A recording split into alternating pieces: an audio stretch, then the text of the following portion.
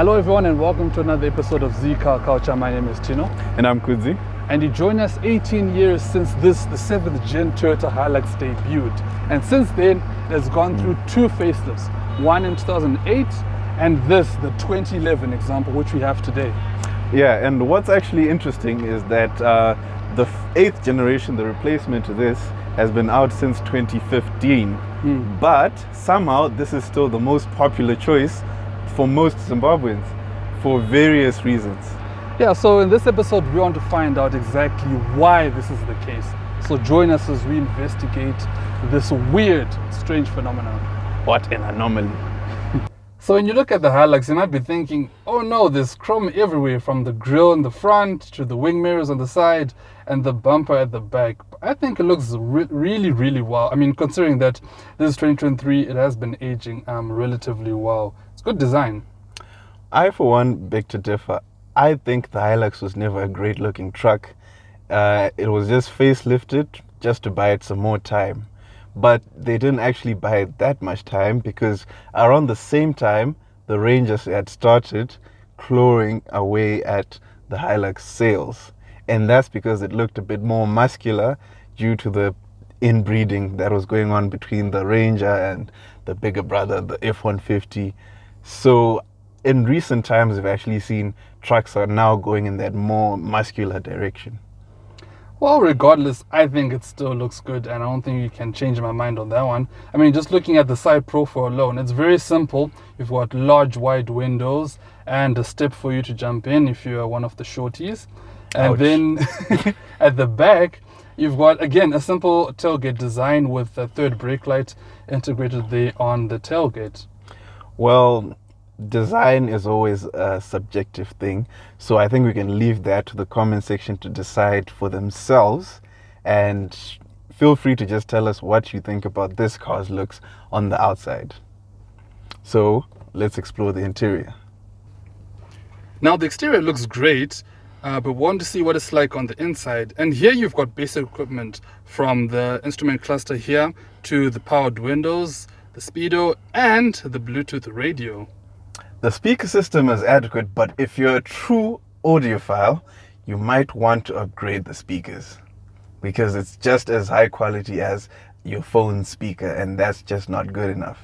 Plastic is the name of the game here, and even though most don't like that, the advantage is that it's hard wearing. So even though this example has got many hundreds of kilometers under the clock, it's still in pretty good condition. The screen, for example, is a modest one. It's fairly small in today's standards, or you compare them to modern equipment, but it does the job fairly well. You've got satellite navigation as well as the aforementioned radio. Right. In the gauge cluster, you also have analog dials. They're nothing that's too advanced. Then the steering wheel has nice buttons on it for volume, for the radio, for different modes on the radio, on the infotainment screen, for answering and declining calls. And you've also got a tiny display button on the steering wheel. Cycles through the miles, the range, and stuff like that. Then just beneath the radio, you have plastic knobs, and there's nothing too complicated about it, just straightforward controls. Moving further down, you've got the shifter. Personally, the shifter is a bit intimidating for me because it looks like it's been taken from a heavy-duty truck. But however, it's easy to handle and helped me realize that it doesn't matter how big your shifter is, it's whether you can use it properly or not. Remember that, gentlemen. Okay, speaking of sizes or shifter sizes, we also have a smaller one down here, which is mainly for the more difficult tasks like going off-road. And it mainly just selects between the different gears, your high four-wheel drive or your low four-wheel drive.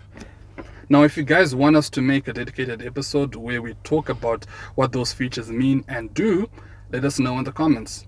Now, let me take a look at the back seat and see what's going on there. Now, before I take a tour of the back seat of the Hilux, I just want to ask something.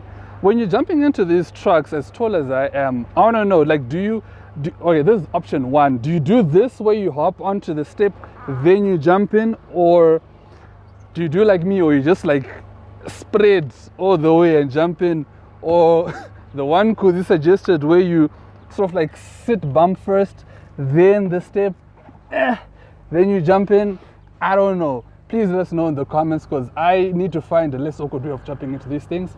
But anyways, looking inside the Hilux, in the back, when I'm sitting behind myself, there is little to no room, so whoever's sitting in front has to scoot over up a little bit. But back here, there's not much going on here. What I want to talk about is, of course, the heaps amount of storage that you have here. Firstly, you've got some in the back pockets here of the seat, called map pockets rather. And then also you've got storage here in the door cards, where you can put drinks if they can fit, and other things that you may want to do there. Or alternatively, you can store some of your stuff underneath the seat, because you can lift up the seat and you can check out the under seat storage where you can put tools or anything like that. But other than that, apart from the usual fantastic headroom and legroom, there is not much going on back here, but it's all right.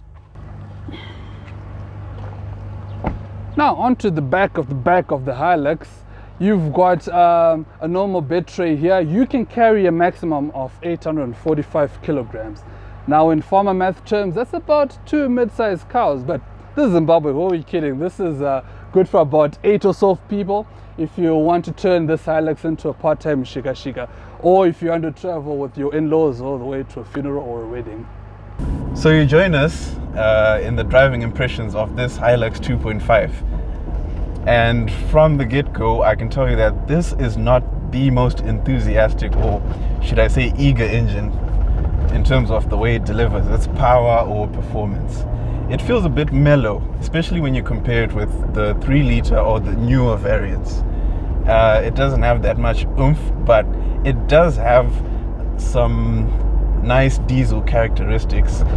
It can be a bit of a letdown, if I'm honest, but it does have decent torque, and you can just sort of chug along and carry stuff. It won't be too affected.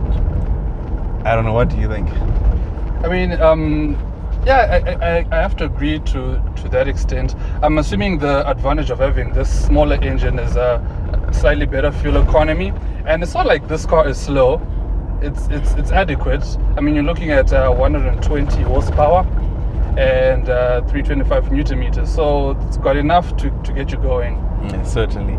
And in terms of the way it rides, okay, let me give you my impressions. It is a Hilux, so if you've been in a Hilux before, then this is gonna be very familiar to you. I've been in a lot of Hilux, and it's got this stiff sort of ride. Like, it's sure-footed, definitely, but it's relatively stiff. But it's not too jarring to the point where you end up dislocating your spine. But for what it is, I think it's fairly decent. What do you think? It is fairly decent, and you do have like a generally good seating position and nice visibility outwards. Yeah, you do see the edges are a bit rounded off, so you don't get this feeling that it's a big vehicle, and it gives you confidence when you're in sort of tight spots, or maybe you're out in the bush just driving around, or even if you are out here in the city. Another point I want to mention is the sound insulation. So it does a great job of keeping a lot of the noise outside. It doesn't really filter in, which is weird because it doesn't even have like double glazing windows, anything like that. But it's very quiet in here. You've got your nice music playing right there. You're gonna enjoy yourself. I think it does a good job in doing that as well. Yes, and you did mention how efficient or how economic it is when it comes to fuel. That's true.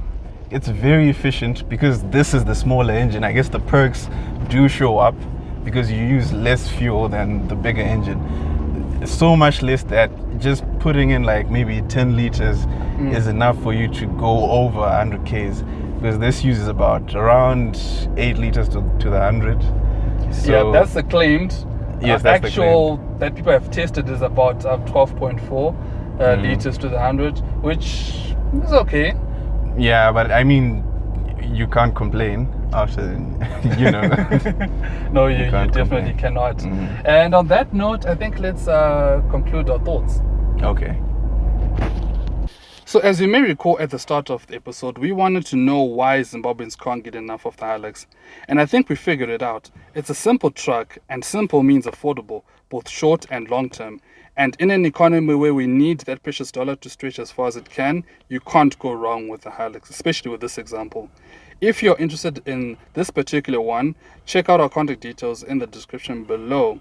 And be sure to use our discount code so you can get a little bit off of that.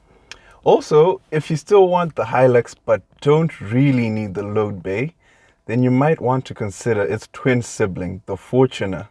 And if you want to know more about one of those, use the link in the description below to watch our full review. And on that note, thank you very much for watching, and see you again, most probably in another Japanese car. Cheers.